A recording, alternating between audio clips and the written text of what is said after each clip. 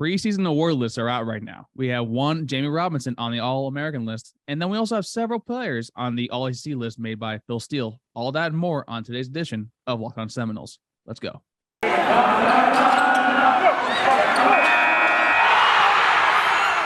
are Locked On Seminoles, your daily podcast on the Florida State Seminoles, part of the Locked On Podcast Network. Your team every day.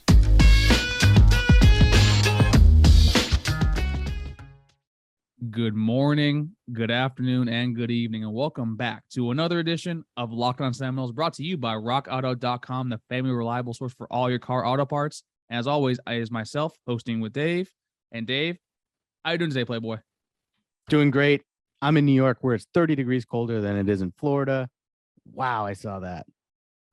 You really did predict the future, but always, folks, this is not a weather podcast. This is your number one source, your first listen each and every single day for all Florida State Seminoles sports-related action. And today we're talking about some FSU football. Dave, did you see the preseason All-American list that came out today? I saw one Jammie Robinson on it. Yes, folks, that's right. Jammie Robinson landed on the preseason All-America list, and that's something that, quite honestly, after the year he had last year, are you surprised at all by that, Dave? Yes and no. Yes, in the sense that I'm surprised based on our performance that they even bothered to put a Florida State player on the list. Like, I could totally have seen them having that attitude, and a lot of us Florida State fans seem to think the media has a bias against us. They do. I could just see them being like, yeah, they suck. There's no one on that team that's so remarkable that they should be on an All-American list.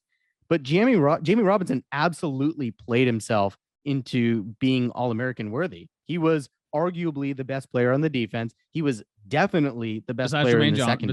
Besides Jermaine Johnson. I said arguably, right. But he was definitely the best player in the secondary. And I expect him to be the best player on our defense overall this year. So I think it's worthy. Yeah. Yeah, I think it's worth too. And it's also because I was of the belief that he potentially might have gotten maybe a late round draft pick if he had actually went into the draft, and him actually coming back is definitely going to be boosting his stock, and we're definitely going to be seeing him on a lot more award lists. It's a Friday, folks. Award lists coming soon. But let's look more to the All-ACC because we actually have several players on there for some representation, actually, and I kind of want to list them off real quick. Obviously, Jammie Robinson was first team All-ACC. Then we have Alex Mastromanno, the Thunder from Down Under, our punter, as a second team punter. And then we have on the third team, Dylan Gibbons and Mycah Pittman as a wide receiver. And then rounded out on the fourth team, we have Robert Cooper and Cam McDonald. Now, Dave, are any of those surprising to you, or is there some that you just feel are in the right spot? Yeah, the one that jumped out to me surprise-wise was Mycah Pittman. Yeah, look, I think Mycah Pittman could absolutely, when we get to the end of the year, look back and say he was one of the best punt returners in the ACC.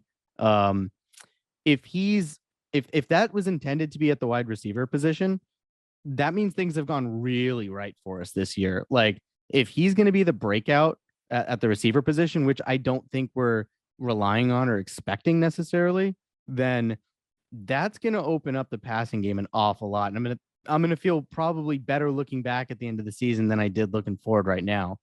None of the others really surprised me. I mean, I know some people are probably surprised by Mastromanno. I love the way that dude punts. Kicking with both legs. Kid has power. I'm telling you, he's going to be one of the best punters at Florida State in a long time, and I'd love to see it. I think he's someone that has a very low floor but an extremely high ceiling. I'm talking about Mastromanno, by the way, when it comes to basically, because I do like how he's ambidextrous with his feet. Yep. I just don't like how he rolls out to the left, rolls out to the right to punt anything. But then that's kind of the football that he grew up with. So overall, I mean, I do think he's going to take another step forward. And if he's anything like Lou Headley, the punter of Miami, I mean, that dude's got a boot too. I mean, he's like 35 and probably already has an ARP card going on right now. Right. But one of the biggest surprises to me, though, honestly, was, were you shocked to not see Fabian Lovett at all mentioned at all, period? I know like Brian Brzee and Miles Murphy from Clemson obviously were, I think, first team. Corey Durden was second team. So, like, are you surprised that he's not even in the third or the fourth team? That's more than surprising. That's shocking. He had no business, in my opinion, returning to Florida State for this year. Should have gone to the draft. I think he would have been drafted, and I think he'd be making some money right now. He's going to be in contention for one of the best players on our defense this year. He is, in my opinion, the best player at the best position group on our team this year. More on that later. And yeah, just that's confusing to me. I don't think Corey Durden is better than Fabian Lovett. I certainly could be, but career I like where Fabian I will say last last year statistically watching him, he was back to the Corey Durden that you and I saw with Marvin Wilson. I think in years 1, year 2. I think he was helped by Marvin Wilson an awful lot, but arguably Fabian Lovett could have been helped by like Jermaine Johnson on the edge, for example. But again, that's a fair point. I like Fabian Lovett as no worse than third team All-ACC. I just think that's ridiculous, and that's probably feeding off that bias of it's Florida State. I mean, their defense was all right, but it really wasn't all right. It was the better part of our team. It was the better part of our team. It's also a part of our team that kind of grew after the Louisville game, or actually after the second half of the Louisville game, where we saw us, I think, towards the end of the season actually have a kind of a quality, respectable defense. And it's what a lot of people think heading into this year, that we could potentially have a top 40 defense. And that will be pretty stoked to see something we haven't had in a very long time. And now before we go to break, Dave, I do want to ask you one question. I'm going to put you in the spot here. Aside from Fabian Lovett, who is one player that's not named currently that I provided to you on the All-ACC list that has the opportunity to end up on a second team All-ACC list? That was not on the list? Yes, that was not on the list. This is going to be a weird answer for me. It's not Jordan Travis, only because the ACC is just so ridiculous. Like, I forgot who it was that posted that like quarterback ranking list of all the FBS or all the Hey, listen. That's a Big Game Boomer, and Big Game Boomer actually did say that we are the best FSU podcast out there. So no shade to Big Game Boomer here. Come on. No shade at all. But if you look at their list, look at the ACC quarterbacks. It's like 4 of the top 12. Like, it's you're talking about Mike Farrell's list for rivals, the top 10 when Phil Dracovic was 12. Yeah. Yes, right. That list. So I don't think Jordan Travis is going to. I mean, he would have to play so ridiculously better than he ever has at Florida State to be one of the 3 or 4 best quarterbacks in the ACC. If he does, we're going to be winning 10 games. But I have a weird answer. Trey Benson. You took my answer. I've wanted to be wrong about him from day one. I was pissed we used the scholarship on that when we had bigger positions of need. I thought everything we've seen out of that kid, man, just nothing but positive reports. He's probably going to end up being the most productive running back on this team and possibly one of the more productive running backs in the ACC. I hate you so much for taking that answer. Now I got to take a few seconds to think about another one, but I probably am going to go with Robert Scott because I think Robert Scott showcased, I think he was All-ACC freshman his first year. And then last year, I think he started off slightly injured, a little bit wobbly, and now he's had a full offseason to recuperate, recover. And also he's got help along the line now. We have Dimitri Emmanuel coming in. We also have Bless Harris coming in as well. I think Darius Washington is also finally fully healthy. And then Maurice Smith is going to be someone that's on the sideline just in case. So I think Robert Scott overall, because I think the offensive line has been much maligned for a long very time. And honestly, it's been rightfully so, that it's actually going to take a huge step forward. And I think Robert Scott's going to be able to play himself into a draftability because I think Robert Scott has the potential to be a second or third round pick probably heading to the NFL. Yeah. And one more piece of good news is that you could have chosen right there any one of about a half dozen defensive backs. Our DBs, there's a lot of good.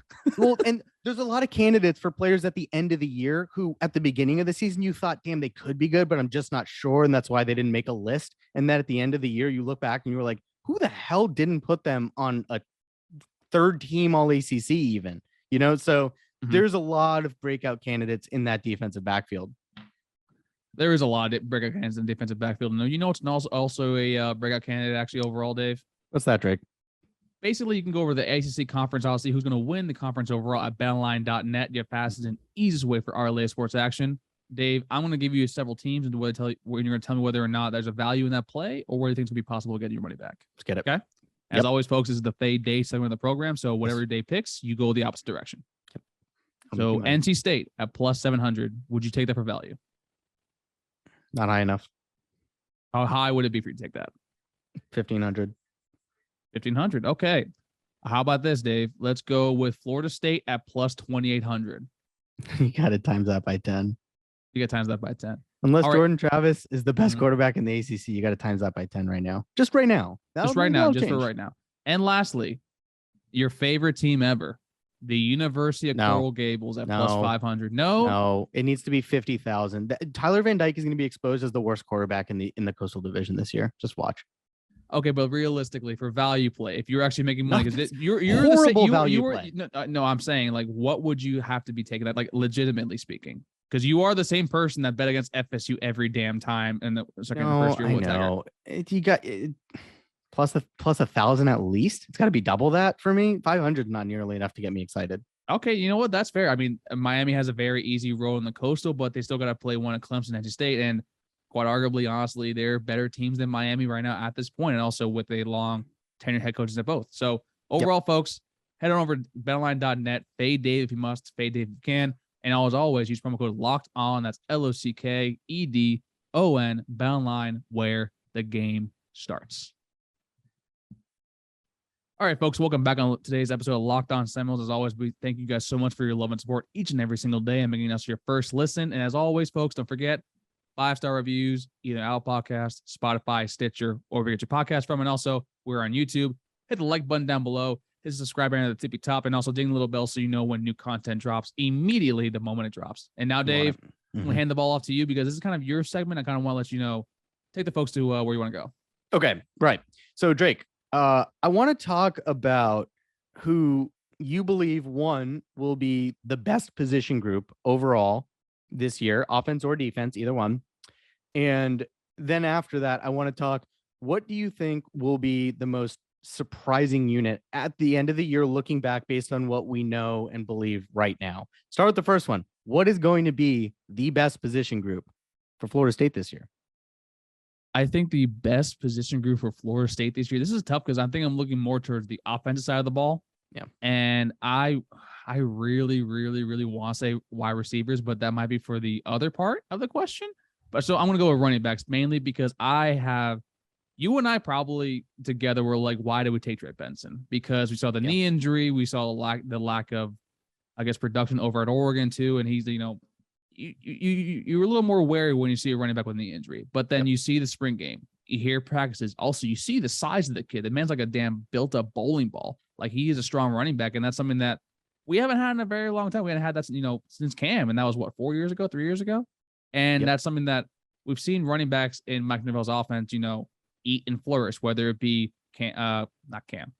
whether it be Jay Sean Corbin, the past 2 seasons, whether it be Antonio Gibson, Tony Pollard, Darrell Henderson over at Memphis. So overall, to me, I think it's going to be primarily that, because also Alex Atkins is now the OC, and Alex Atkins was the run game coordinator at Charlotte his one season over there as the offensive coordinator. So you're going to see a lot more diverse, fun packages for running the ball, and it's also going to be a lot more openings for them to run through. And to me, honestly, personally, I think the running backs are going to take another leap forward this year after they've been doing that the past 2 seasons. Yeah, man, there's such a limb I could go out on here, because if you recall, the last 2 years we've done this, and I think I've had the same answer both years, and I think I've been dead wrong. Don't check me on that, but I'm going to do it again. You've been dead wrong both times. I'm going to say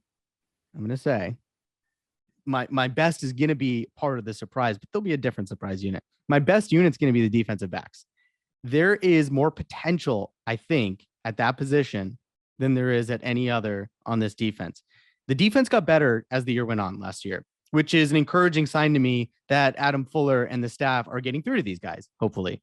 What they're looking to get through to is arguably the most talented defensive backfield in the ACC, or in the Atlantic at least. One of them.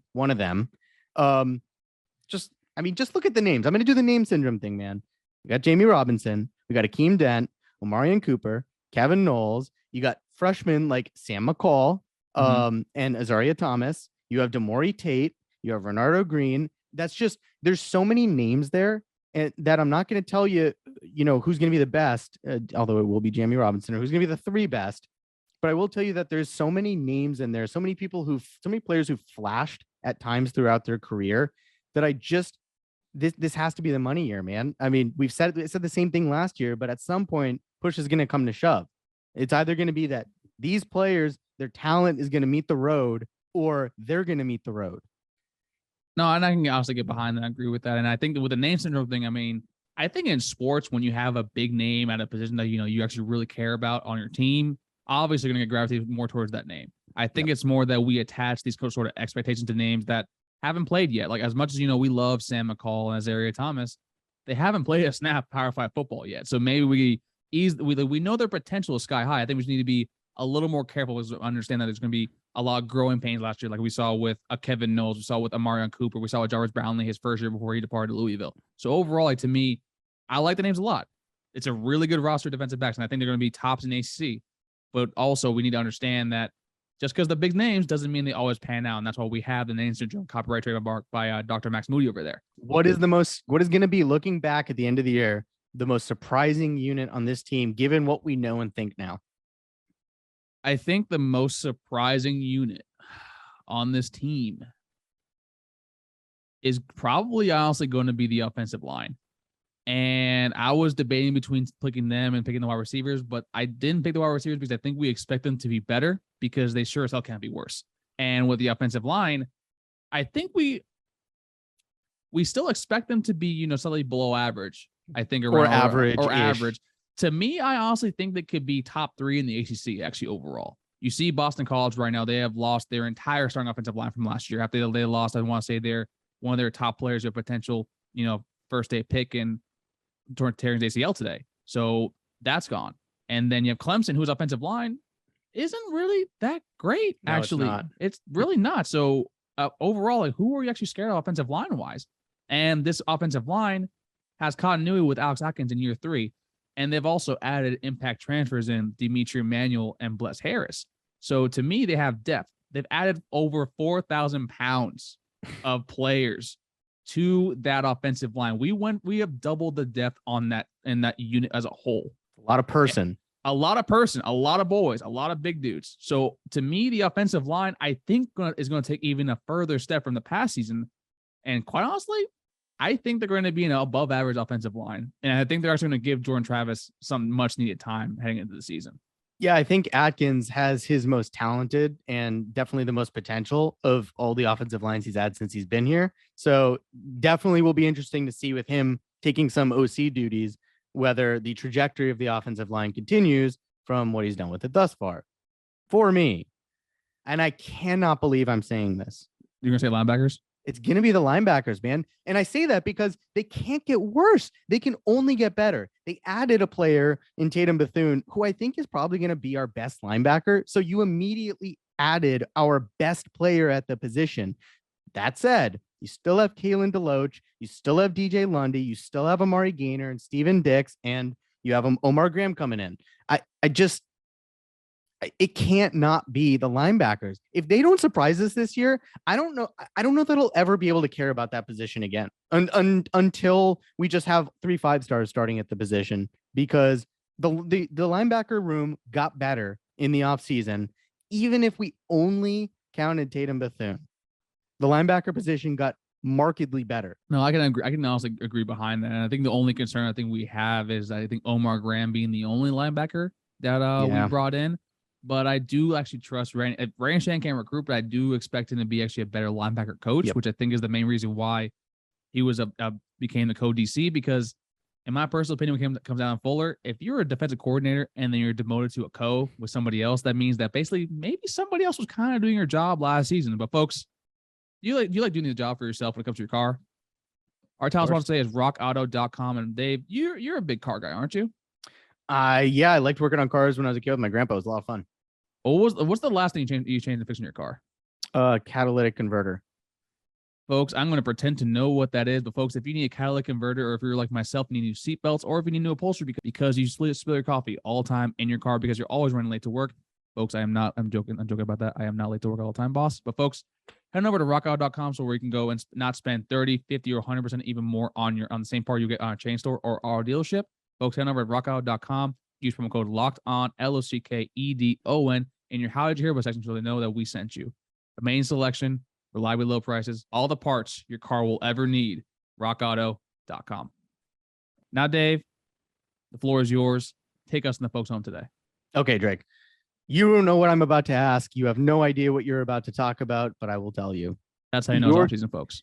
You're going to tell me, Drake, what needs to happen at the receiver position, at the offensive line position, and at the running back position this year for Jordan Travis to be a 3,000-yard passer. What do you need to see? I need to see Calvin Johnson transfer in. I need to see Walter Jones come back in as left tackle. I'm joking. I think for the offensive line, I think they need to be fully healthy the entire season. And I mean, like, maybe at most they miss 1 to 2, maybe 3 snaps during a series, but we haven't out. It's really difficult to do that. And Max has always pointed out where even the best teams, their offensive lines do miss a game or two, whether it be one of their players, but they always have someone backing up. So I think for him to have 3,000 yards, I think the offensive line needs to stay healthy for the full season. Now, at the receiver position, the answer could be as specific as like, we need 1,000-yard receiver and we need another 700-yard receiver, or it could just be we have 4 guys that we can count on that aren't hurt. What do you think? I need to see Malik McClain take the next step that we know that he can do. That's my answer too. Because like, as much as I want to say, I need so and so to have 1,000 yards, or I need another one to have 5 TDs. I honestly think that if Malik McClain takes that next step, and then we all think that he can do, that this actually opens up a world of possibilities for this offense. Because we've seen Mike Norvell when he has a stud wide receiver, whether it be a DeMonte Coxie or a Calvin Austin over at Memphis, that he's able to spread the ball more around. Yep. And also, if you have an elite Malik McClain and you pair him up with a healthy, maybe probably by game 2, game 3, Winston Wright Jr., and also with Mycah Pittman in that Deebo Samuel role going in and out on all these motion sweeps, and then you have a player like Keyshawn Helton and Ontario Wilson being your fourth option, that just gives you much more comfortability with throwing the ball. And if Malik McClain's able to fix the drops, and he was one of our best receivers last year in man coverage, I think he had a 75% success rate, but he also had like a 40% drop rate. So if he's able to fix that, that's going to be huge for our offense. And then I'm going to add one to that. I need to see Cam McDonald do more than block. And I think Cam McDonald take another step forward as a true pass catcher and probably maybe accounting for maybe 4 to 5 touchdowns. That will definitely open up the offense even more too. Yeah, and Malik McClain was my answer too. And the reason being, I see him having Tamorrion Terry type potential. They're both 6'4". They're around the same build. And if you recall, 2018 as a freshman, Tamorrion Terry had only 35 catches for 744 yards. And then the next year, he blew up 60 catches, almost 1,200 yards. You give Jordan Travis a Tamorrion Terry last year, and necessarily he's going to be a better passer when Tamorrion Terry was healthy. Obviously, 2020 wasn't what people expected. He was hurt a lot of the year. But you put a receiver of that quality, it is going to make any quarterback better. If he's going to get to 3,000 yards, I agree with you. I think Malik McClain needs to have that 1,000-yard breakout type season. If it's not going to be him, it's got to be Johnny Wilson. I don't know that I expect that to happen that quickly, especially the familiarity with Jordan Travis. Like, McClain and him have had that rapport together for long enough now. I think that's viable.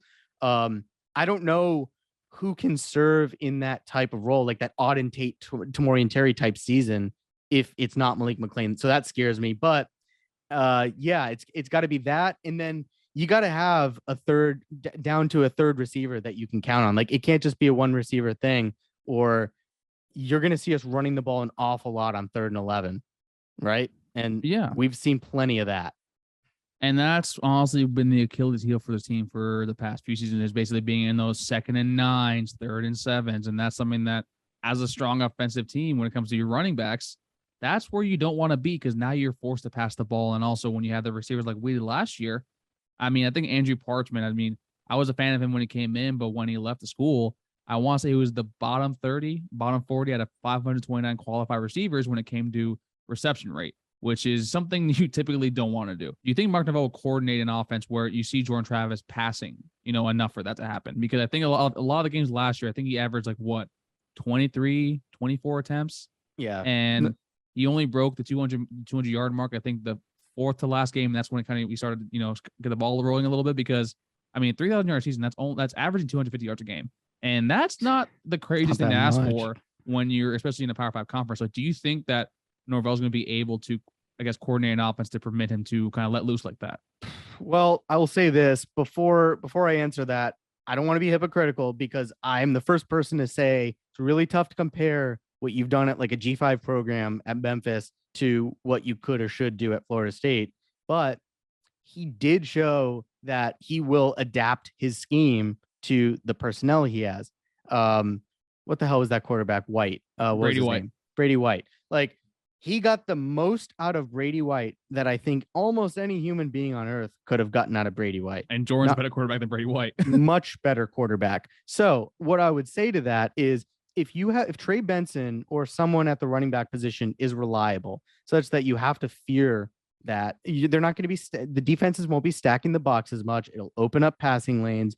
And if we have a receiver stepped up, like we talked about, and the blocking stays healthy, I